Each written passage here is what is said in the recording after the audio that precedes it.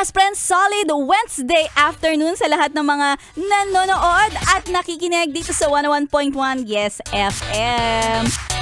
Solid Wednesday na maulan na may kasamang bagyong Maymay. Hi, Maymay!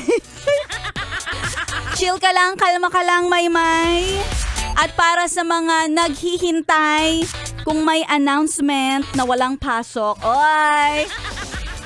Alam ko may mga ganyan tayong mga yes pre, no? Kasi nga naman sa sama ng panahon, nintay natin ano ba, meron bang anunsyo? O naghihintay tayo na mag-announce na due to inclement weather, ang ating mga trabaho ay hanggang 3:00 na lamang. Hoy!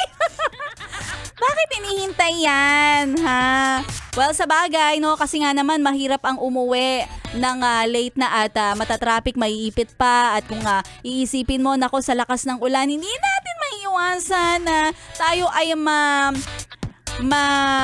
magkaroon ng mga pagbaha. Masa-stranded tayo, 'di ba? Kaya sa mga yes friend natin, ingat-ingat, stay safe and dry. Sa mga yes friend natin nandito around Metro Manila at alam nyo yon, si Bagyong Maymay ay ipagdasal natin na hindi siya maging mabagsik at siya ay medyo kumalma lang sa araw na to. And ngayon mga yes friends, si Maria Morena ang iyong umami sa tanghali. Ay kasama nyo rin na nagti-TikTok live. So kung kayo ay may time, kayo ay nagpapalipas ng oras dahil katatapos nyo lang mag-lunch time, ang gawin nyo na ay tumutok sa 101.1 Yes FM at syempre panoorin din kami sa Yes FM Manila TikTok dahil meron tayong mga binibenta na mga produkto na makakatulong sa iyong wellness. Ano yon? Siyempre, manood ka ng live para malaman mo. Oo. At maraming discount dito ha, para sa'yo na nagkukuripot. At sa ating food for thought ngayong araw na to ng Solid Wednesday, eto na ang ating food for thought. Ewe? Ay, may ngayong araw na to sa ating food for thought, ang masasabi lang natin ay eto. Ang ating food for thought for today, yes friend, ay huwag kang lalabas ng bahay. Lalo na kung wala kang pera.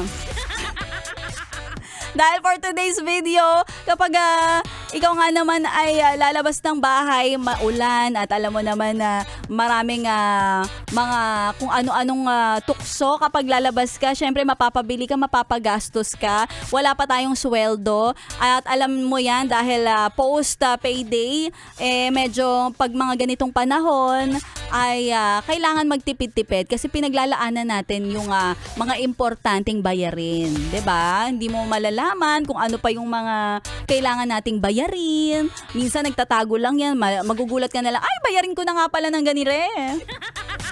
Kaya itabi-tabi mo yan at dahil malapit na rin ang 8/8 sale, alam mo yan, nag-iintay tayo ng mga ganyang sale. So kung ako sa'yo, yes friend, ay magtipid-tipid ka na lang. Kaya tandaan ang ating food for thought, huwag lalabas ng bahay kung ayaw mong mapagastos lang.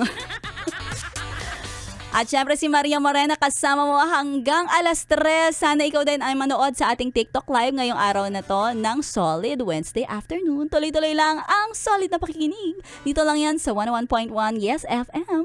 Solid!